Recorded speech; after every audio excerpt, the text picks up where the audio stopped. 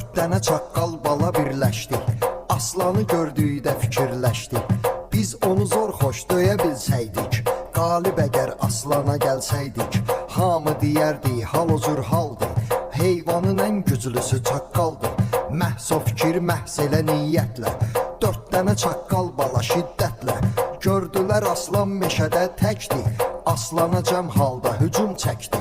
Cumdu onun üstünə hər dördü, gah uladı, gah da coşub hürdü.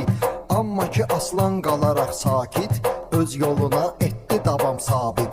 Hürməginə dörd dənə heyvanın, heç tükü tərpənmədi aslanın. Çünki əsil şir gücə qadirdir. Kim ki əsil aslan, əsil şirdir. Səbri mükəmməldir ki tez coşmaz. Aslan olan çaqqala baş qoşmaz.